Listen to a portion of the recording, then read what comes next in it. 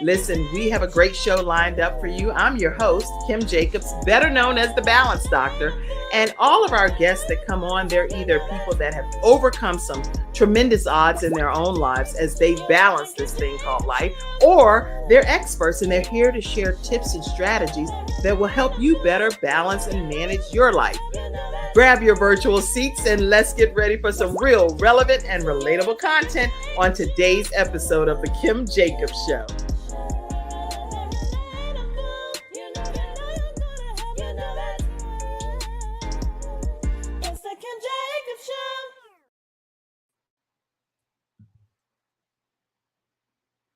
Hello, everyone. Welcome to this episode of The Kim Jacobs Show. I hope that you all are ready to get in your virtual seats and have a great experience. I'm so excited to have you all here today with us. And I'm excited to have you, Robin. How are you today? I'm doing well. Thank you so much for having me. Thank you so much for being here today.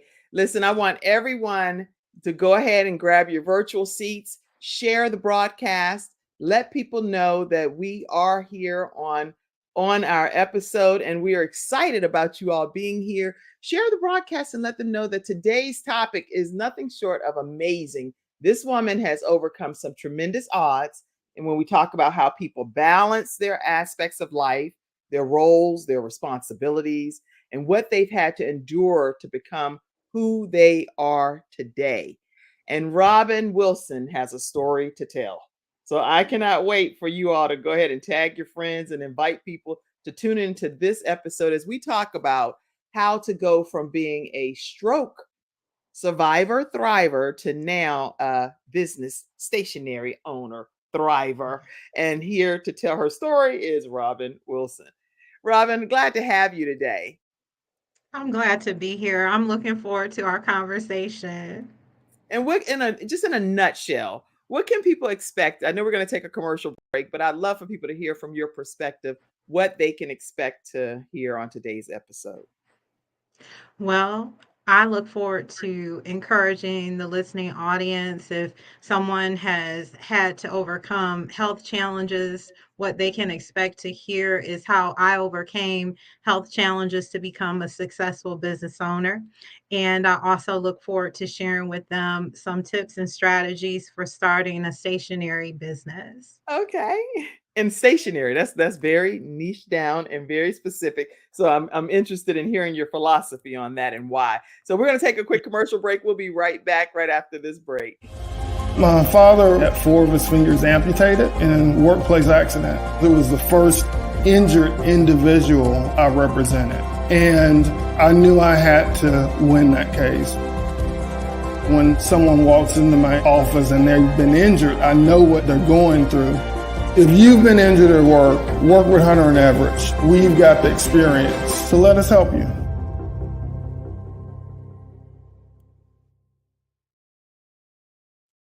Yes, Hunter Everett does have the experience. Hunter Everett definitely has the experience, and they are eager to work with you. And whether it's a workers' compensation claim or wrongful death of a loved one, or even if it's something that is a disability situation, maybe you've even been denied before, definitely reach out to them if you're in the Carolinas area, Alabama area, or the Richmond, Virginia area. You can call them at 704-457-5000. Again, 704-457-5000. All right, Robin, just take us back because we need to know kind of people don't walk around thinking that, oh, a stroke's getting ready to happen to me anytime soon. You're just living your, I'm sure, your everyday life. What take us back over some of your life's journey and what things were like even prior to the stroke and then what kind of happened. Can you hear me? Yes, I can hear you. Yes. Okay. I said, take us back, if you will, and just tell us some of your backstory and what life was like for you, even just prior to having a stroke and giving us an idea of what life was like for you. Absolutely. Well, again, I'm so glad to be here with you today. I'm originally from Inkster, Michigan, which is about 30 Oh, minutes outside of Detroit. okay. And yes, and I'm a proud graduate of the University of Michigan Dearborn, and I am a wife. I'm married to my husband, Kari. We've been married now for 11 years. And I am not only a stationery business owner, but I'm also a teacher. So before I started my stationery company, and even before I had my stroke, I taught in the elementary school grades in DPSCD, which stands for Detroit Public Community School District. And so I have a passion for people. And that's one thing that I think that really makes being a stationary business owner an ideal path for me, because it's about not only having a heart of gratitude, but also it's about helping other people show gratitude as well. And that's what I do. So that's just a little bit about me. Yeah, so as far as you being in elementary school teaching and then transitioning to entrepreneurship, that's its own that's two totally different dynamics in life. So you go from one extreme to another, and what kind of made you decide that's going to be the case for you in your journey? In my journey. So I actually came to the classroom as a social entrepreneur, because when I was 22 years old, I started a literacy nonprofit organization to serve my community. And then I transitioned into a leadership role with the Boys and Girls Club of South Oakland County, here in Michigan, where I served as an education director for 3 years before transitioning out of that role. So I actually had some business experience before I entered the elementary school classroom from a social entrepreneur background. And the reason that I entered the classroom initially was because I really thought that just like I had made a difference in the community around literacy, that I could make a difference in the classroom. And while I really enjoy teaching in the elementary school classroom, I knew that after I had my stroke that I really needed to pivot. Mm. And I knew that I still wanted to teach, but I knew that I needed a different setting. And so last year I transitioned out of the classroom to pursue full-time entrepreneurship. And I haven't stopped teaching. I Oh, still teach never. part-time. I said, like I often say to people, once a teacher, always a teacher.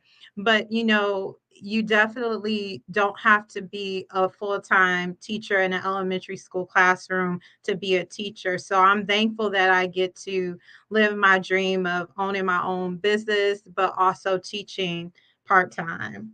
That's a beautiful decision, and I love the way that you worded it. Once a teacher, always a teacher, because that's a part of who you are and it's embedded in you. So you're going to be teaching for the rest of your life, and that's one of the Right. gifts that God has granted you to be able to teach not only elementary school age people, but also adults and entrepreneurs and other people that are That's going to right. from your gifting. So I'm excited about it. I can just see it all over you, even virtually. Sometimes when you're virtual, it's like, you know, I, I want to reach you, but I can't feel you over there. Yes. Feel you through the whole screen here, and I'm just loving the synergy that's going on here. I'm excited about it. Yeah. So when you think of entrepreneurship, I know I think of resilience and determination. What advice would you give people that are here today that are just trying to determine, I want to go in some direction in my life and I know that I have gifting, but where do I begin? Any thoughts? You know what? That's a good question. And I have dealt with that question in the past too. As you share, it definitely takes resilience to be an entrepreneur.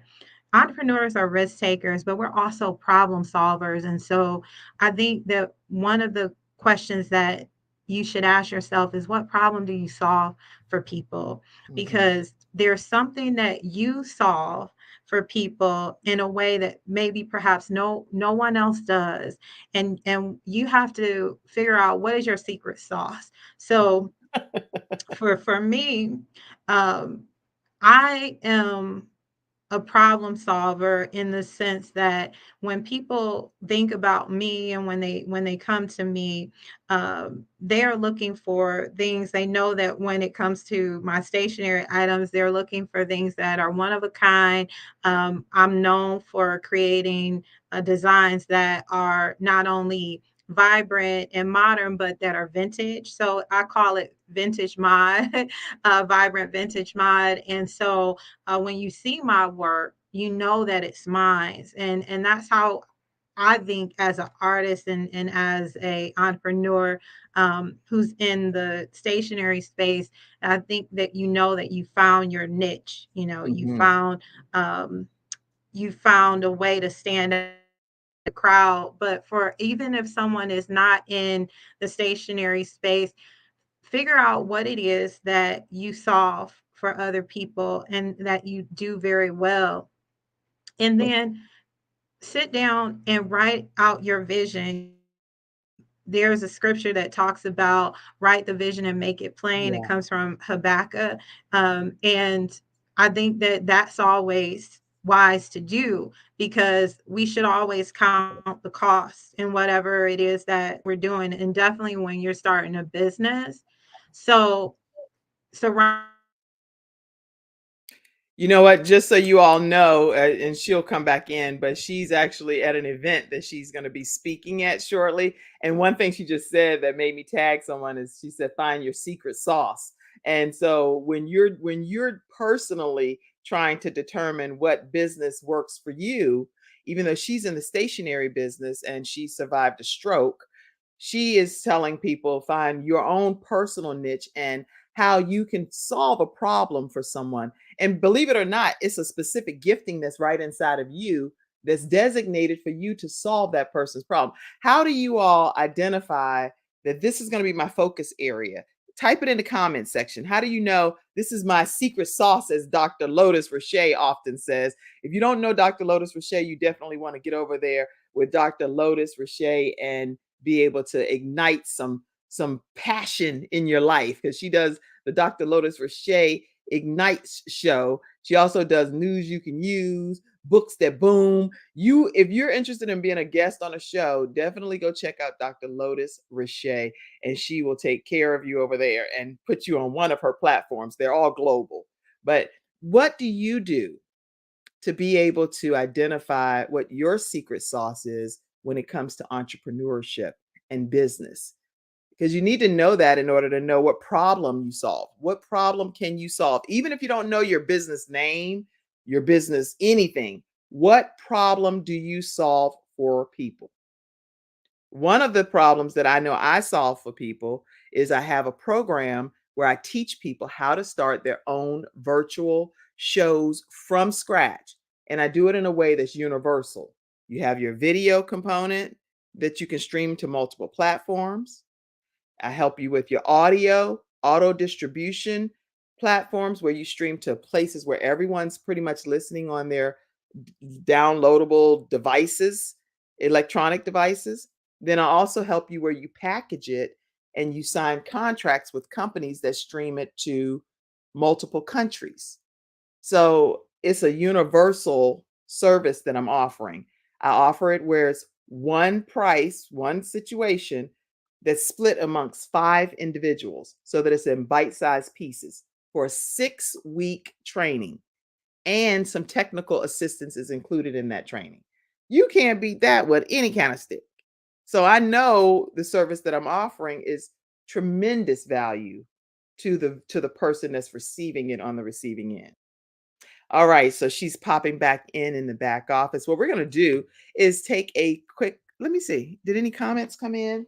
I'd love to be able to share some of your thoughts as we pull our expert back in, Miss Robin Wilson. I'm going to go to some of the comments that came in the studio audience, Robin. And don't worry if you have to go out and come back in.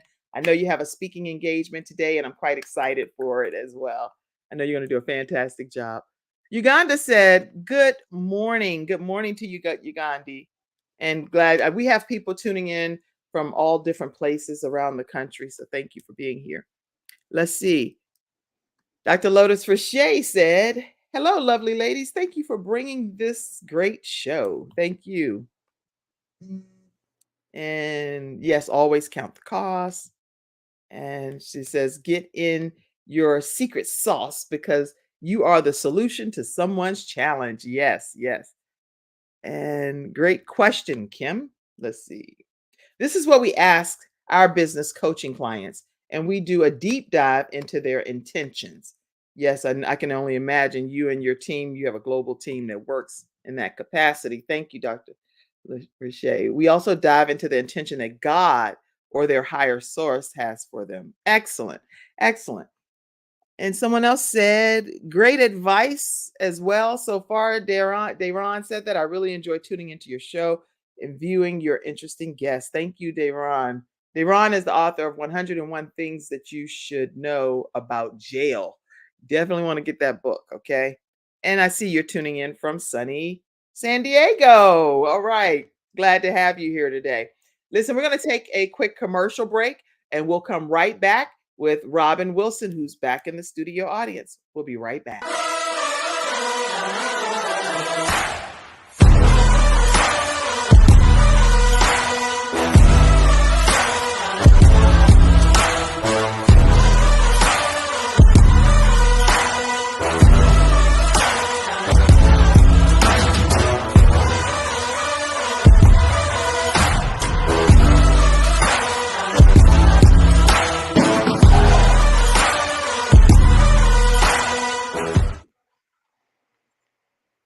All right, everyone, and we are back with Robin Wilson. Robin, Yes. hey, I know you're at a speaking engagement, and so we're just glad to have you here today and trying to be on the move here. Listen, Yes. talk It to us. was meant for us to reconnect. Definitely, definitely. Now, Yeah. talk to us about the fact that there are some people that are trying to determine what their creative side is, and maybe they have a full-time job and they're trying to transition to entrepreneurship. Do you have any advice for people in that regard? I do. What I was going to share before we were disconnected was just that find your community.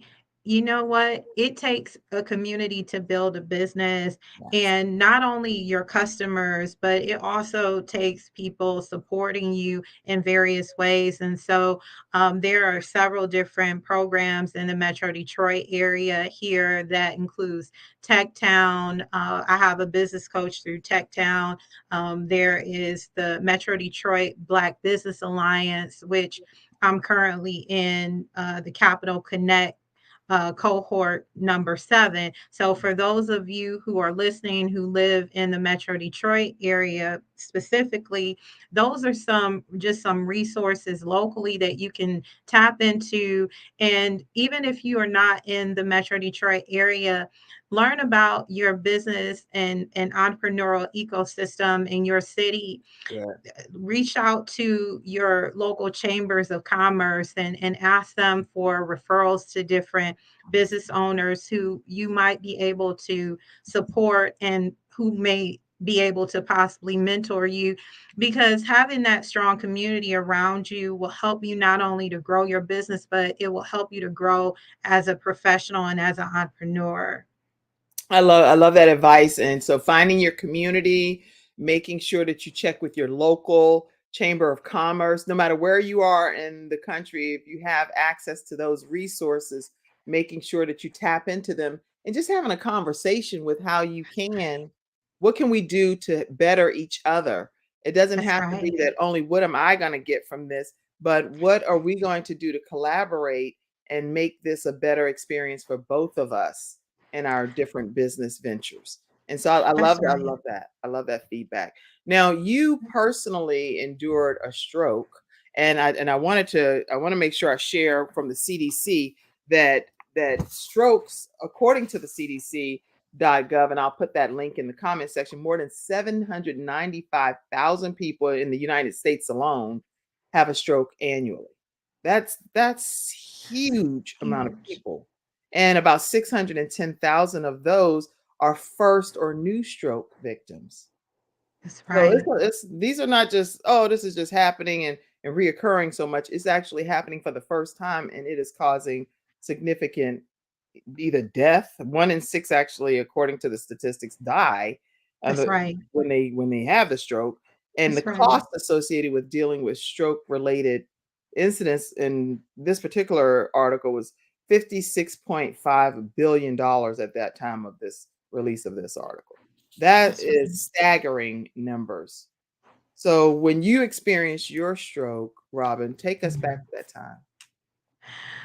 Again, I was still teaching in the classroom. It was the middle of the pandemic, where the pandemic had originally really started when we entered the pandemic. So I was teaching online at the time, and I had just put my laptop away. It was really late at night. It was almost midnight, and Mm, I told my husband, who had already laid down for the evening. I told him that I was going to turn in for the evening because I knew that I was getting ready to get up in the morning to teach online. And right when I laid my head down, I knew that something was different. Now, I did not. It was like I wasn't able to hear myself speaking initially, but my husband, he said, "What?" twice, and I thought he didn't hear me, but he did hear me. I wasn't making any sense. And the reason that I wasn't making any sense was because my expressive speech, it was impaired at that point, and I still wasn't making the connection that it could be a stroke, because my husband, I think he thought that it could be a stroke, because he immediately asked me, "Can you feel my touch? Can you smile for me?" So mhm, he walked me through those steps, and I could do all of those things. It was just that my expressive speech was impaired. And so thank God he kept me through yeah, the night, because not knowing that I had a stroke, I begged my husband to just let me rest, because I was tired, and I thought that I just needed to rest. I thought that if mhm, I just slept and woke up in the morning, I would be okay. But I wasn't, because my speech still had not fully returned. And I managed to let my supervisor, my principal, know that I would not be able to teach online. And my husband took me to the University of Michigan Hospital, and that's where my doctors are. And so mm, they ran tests because of some of my previous health history. They just wanted to make sure that they were ruling out everything. And I'm so grateful that they did, mm. I because am too. looking at me, aside from the impairment in my expressive speech, I was just you would not know that I had had a stroke, but the testing revealed that I very much did have a stroke, and that a blood clot had traveled to my brain. And but by the grace of God, I did not Wow. pass away, because they were able to see the blood clot on the imagery. When they ran the scans, they saw it, but within 48 hours, my speech had returned, and within a week and a half, I was able to return to work. Wow. And so the symptoms that you were having, you didn't even have any symptoms that you knew of. They were unbeknownst to you. That's right. It was just the expressive speech. My expressive speech was impaired. And if I had, I think that if I had been thinking more clearly, Mhm. again, I think that probably was related to having had the stroke. But if I had been thinking more clearly, I probably would have been thinking like my husband was. I think he thought that it could be a stroke before I did. Right. And when we think about strokes, we often think about someone not being able to walk or facial drooping, and Mhm. that can be a part of it, Right. very Yeah. much. But you do not have to have those symptoms to be having a stroke. Well, you could even be, I wonder, having some of those symptoms, but thinking is, oh, I'm tired or I'm That's right. tingly. or you, because I know I don't think, I don't want to claim any symptoms ever, and I don't That's believe in that right. ever. So I let's don't blame you. keep that away from this body. Yeah.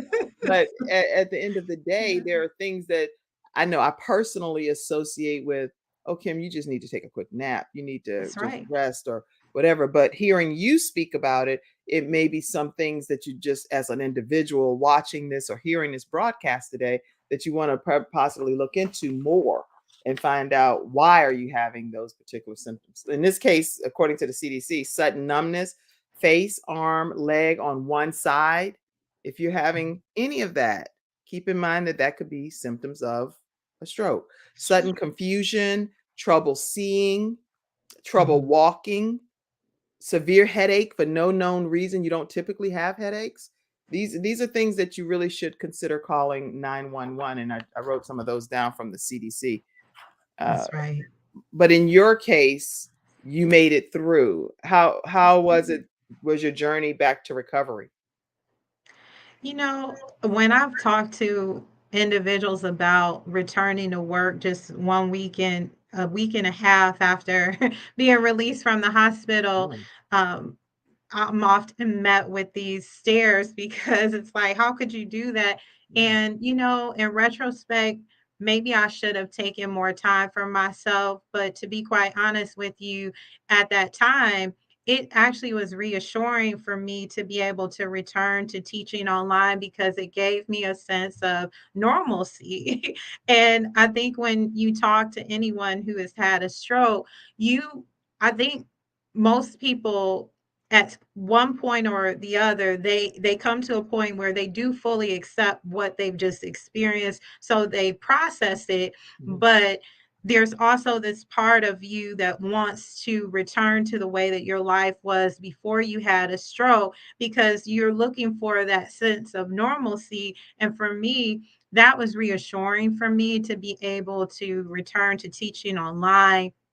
Good. My scholars were very important to me, so I wanted to teach. And I did not share with my colleagues until the end of that school year that I had had a stroke. My principal knew, Right. but she left it up to me and whether or not to disclose that to anyone else, for obvious reasons. But, when I even told my colleagues about me having had a stroke, they were shocked. And some of them even cried when we were on the virtual meeting call because they didn't know. And I think it was scary to hear. I think Mhm. that's maybe what triggered some tears from some of my colleagues.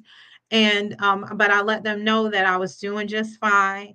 And I only give praise to God for bringing me through that, because there was a time where I had to process my emotions on Mhm. a deep level, because you do reach a point when you do allow yourself to become still enough where it really hits you. It's like, wait a minute, I do need to slow down a little bit, Mhm. because I've just gone through this hard thing and I just kept going. And so I did experience that. It was somewhat delayed, like the crying is what I'm referring to, was delayed, but I did that privately. So no one really knew, Right. that I was processing it on a deep emotional level several months afterwards. But you know what? Um, God is faithful. I also had a really great counselor that I saw. And that's another thing that I would just encourage those who are listening, that if you or someone has experienced a stroke, it is absolutely okay to seek counseling, because whether or not you are viewing it as a major event in your life, that is a major event. And I think for those who may be like me, I am a fighter in the sense that um, if I can keep pushing and if I can keep going, I want to live. I love my life and I love God, and so I'm a fighter. So I'm like, if I can keep going, I'm going to keep going. But sometimes it's okay to pause, to Definitely. rest, and to say, you know what, I need a moment for myself. And I took that time for myself. And I'm glad you did, and encouraging other people to as well. And sometimes when I hear people like that are survivors or thrivers like yourself, they link it back directly to rest, relaxation, different things like that. I'm wondering, and I don't know the answer, that's why I'm asking. Why is it that that is the piece that you lean back on, that could have been the problem, or the crux, or the problem that caused the situation? Is it because you already knew you were doing too much, to just doing the most, and you already knew something was gonna pop off? What, Yeah. tell us what your theory is in that. So, I do think that leading up to getting my diagnoses, my doctors they initially thought that it actually had something to do with my heart because individuals who are born, I will be 40 next year, so I was 1 week shy of my 37th birthday when I had my stroke, and I was vegan. I worked out at the gym every day. I was proactive about my health. So I'm sharing that to say I'm not a smoker. I don't have diabetes or high blood pressure. So my disbelief really came from a place of, but I'm healthy. I'm relatively healthy. Like everything that they tell you to do You to did it, keep, and I now you did it. feel, wow, I wouldn't have even known that would have been your answer. So you actually did everything you were instructed to do. You considered Right, going into vegan, exercising, healthy as you could be, a lot of not right. non-pre-existing factors because you didn't Factor. have those, and you still experienced this.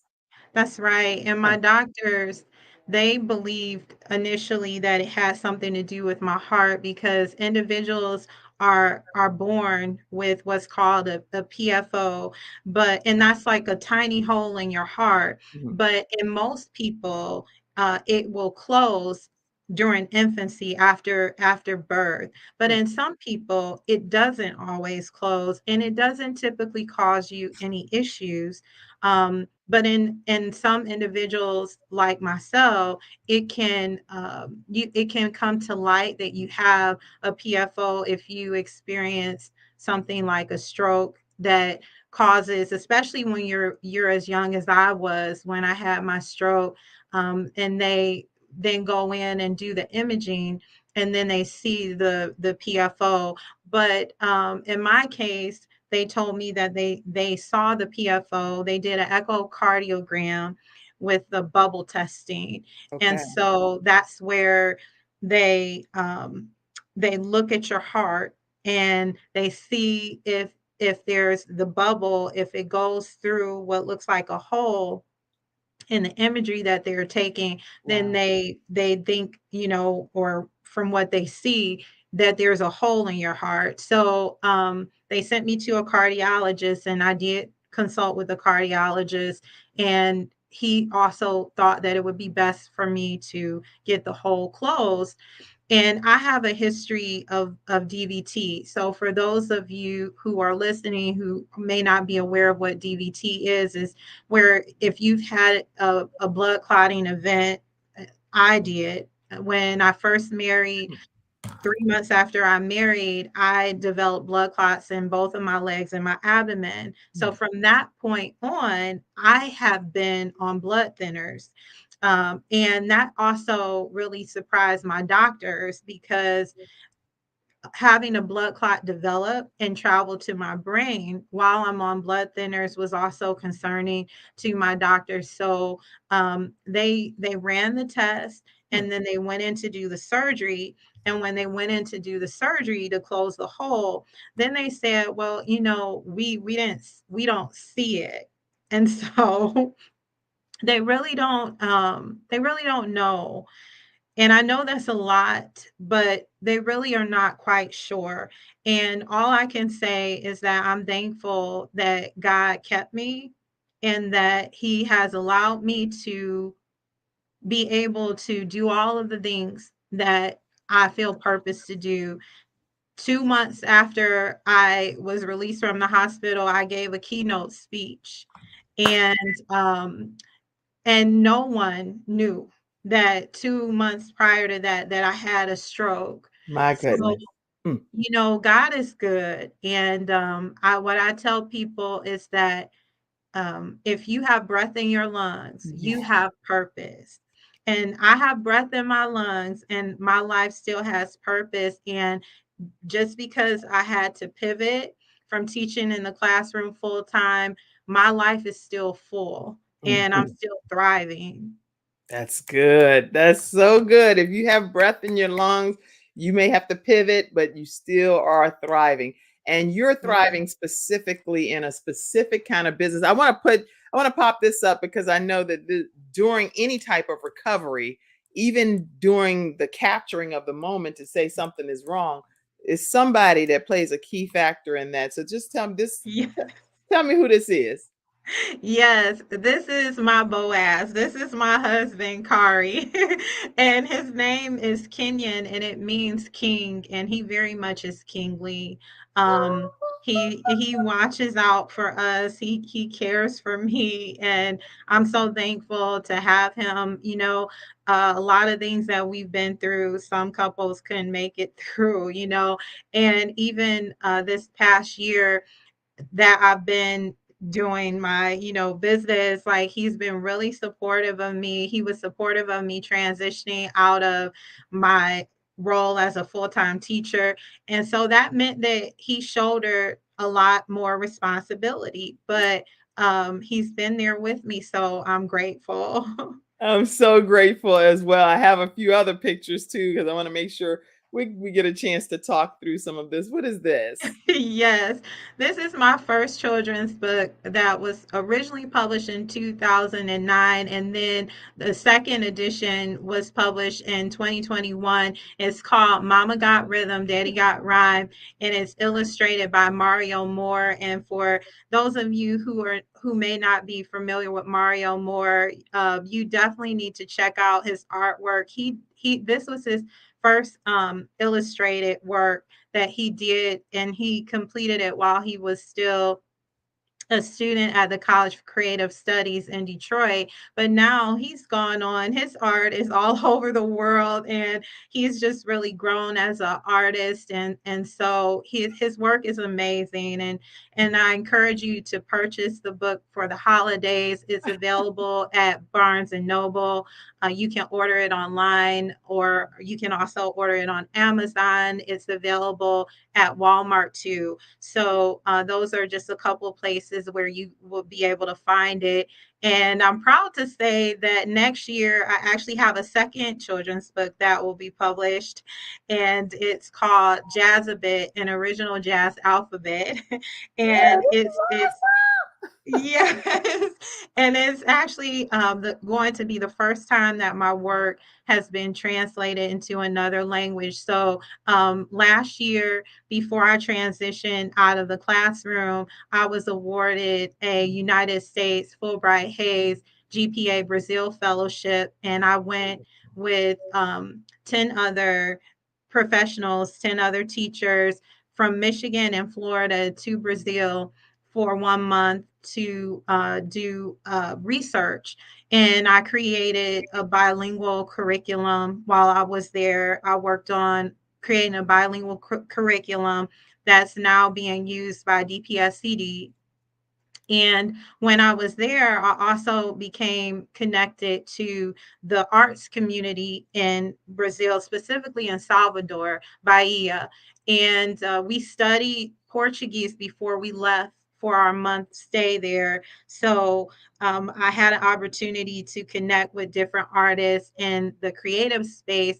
And out of that, not only was I able to do my research, but the relationship that I developed with my now publisher came about from that. So next year in July, I'm returning to Salvador Bahia for the release of my second children's book, Jazzabet, an original jazz alphabet, and it's being published in Portuguese and in English. It's a bilingual text, and I'm so excited.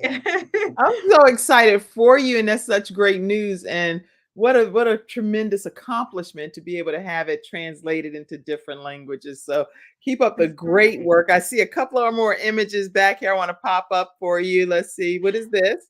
Yes, that's our VC Lane Goods weekender bag. I actually have one here with me. It's right next to me. I use it wherever I go. I actually use it as a purse, and I always get so many compliments It's on it. gorgeous. It's gorgeous. Thank you. It's actually an original art design, abstract art design of my own, and it's available online at vclanegoods.com.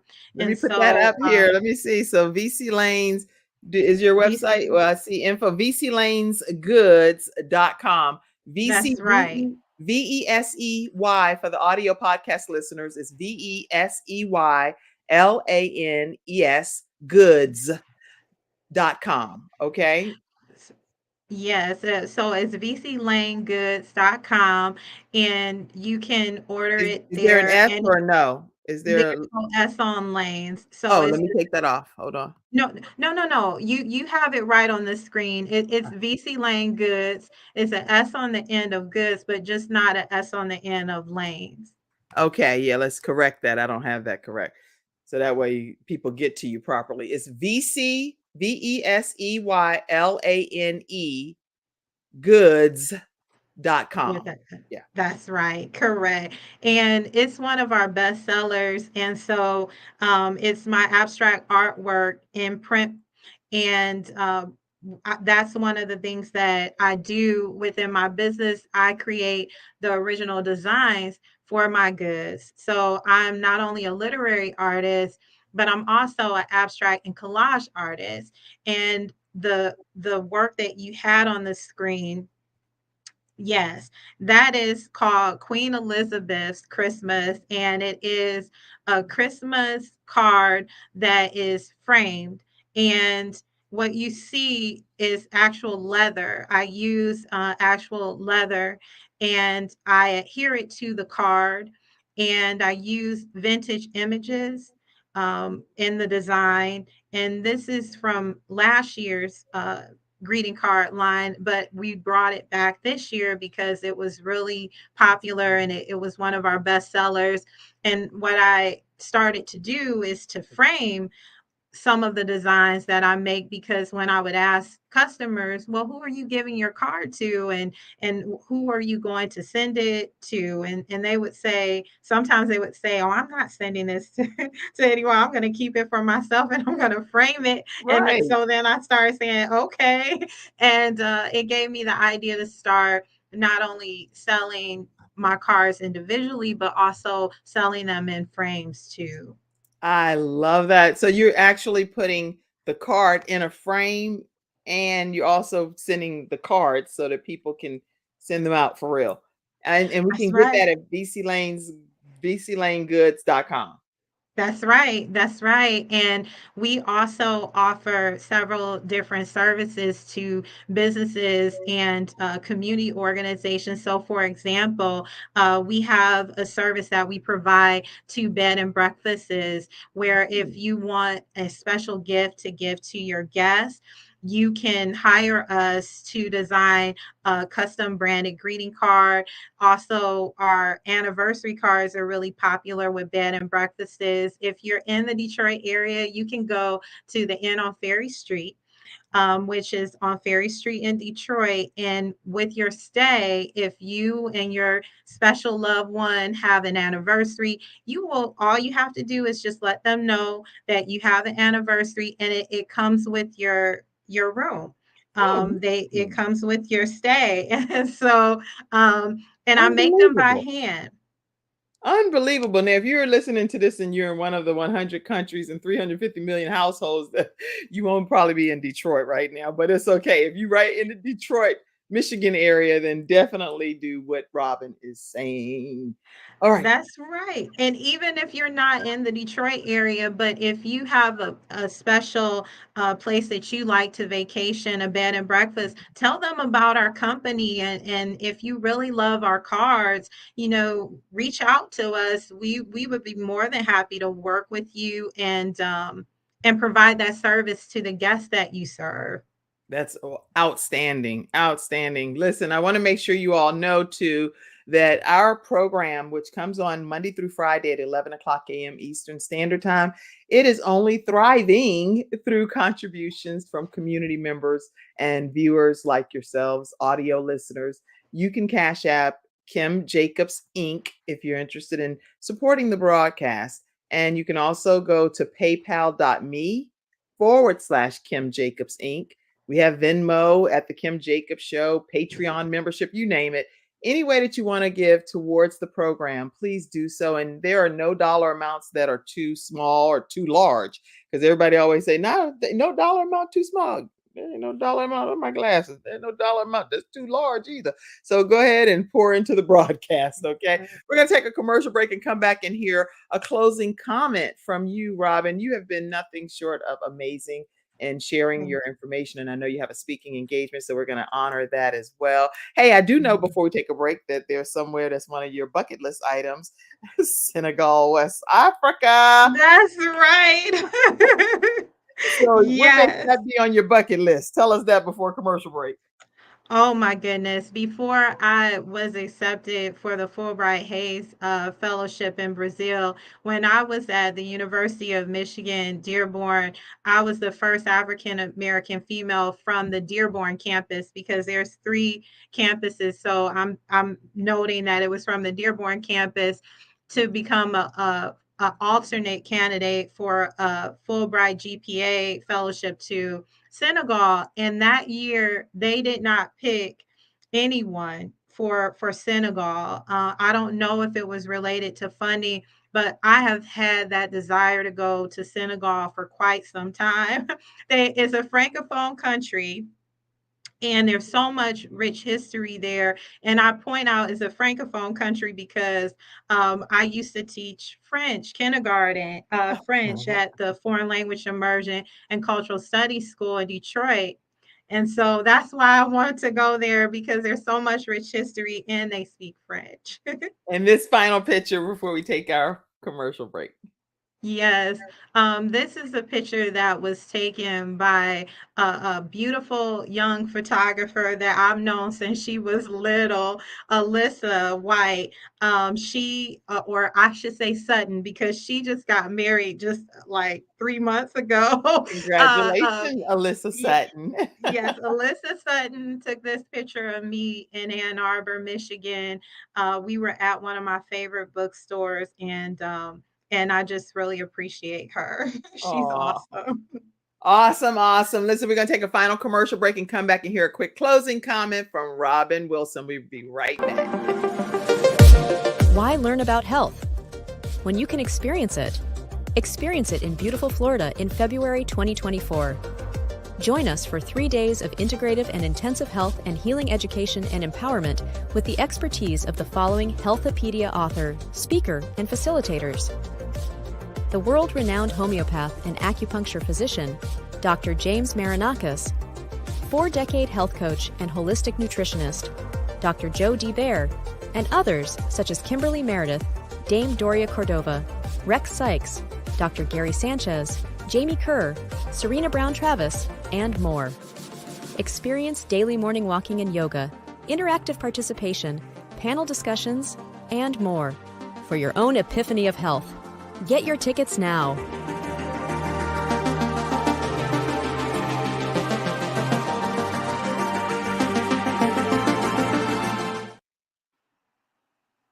All right. We are back and we're going to get a closing comment. Make sure you reach out to Dr. Joe D. Bear about this Healthopedia event that's happening, 1-800-820-0584, or you can visit drjod.com to learn more about this epic, pretty much retreat is what's happening, and a getaway that's going to change your life. All right. Tell us a closing comment so you can get out of here and go do a bang up job at your speaking event. Thank you. Well, first, I just want to say thank you for having me on and for allowing me to share my journey with your listening audience. And for the listeners, I would just say, if there's one thing that I hope that you take away from the conversation that we've had today, is just that, sometimes we may experience hardships in life. There may be things that we have to overcome. But again, I'm going back to what I said earlier today. If you have breath in your lungs, you have purpose. And so beyond achieving wealth or success, find your purpose. Make the most of your dash, because we all have a time that we come into this world, and we have a time that we will leave, and we don't know when that time will be. So make the most of your dash. And if you have breath in your lungs, you have purpose. Awesome. What's your topic today when you get ready to go speak in the next 5 minutes here? I am going to speak to the Rotary Club of Dearborn about my travels back to Brazil. They invited me to come and speak, and I'm going to perform my poem for them. And I'm going to share with them about my work around literacy in the community and why I want them to partner with me for the Brazil trip. Epic, go bang, knock it out the park. Have a great one, everybody. See you tomorrow at 11 o'clock a.m. Eastern Standard Time. You're awesome, Robin. Go do your thing. Thank you for tuning in to today's episode of The Kim Jacobs Show and for being in the virtual studio audience. Your presence truly does make a difference, and I look forward to you bringing your friends and family to join you in the virtual studio audience Monday through Friday.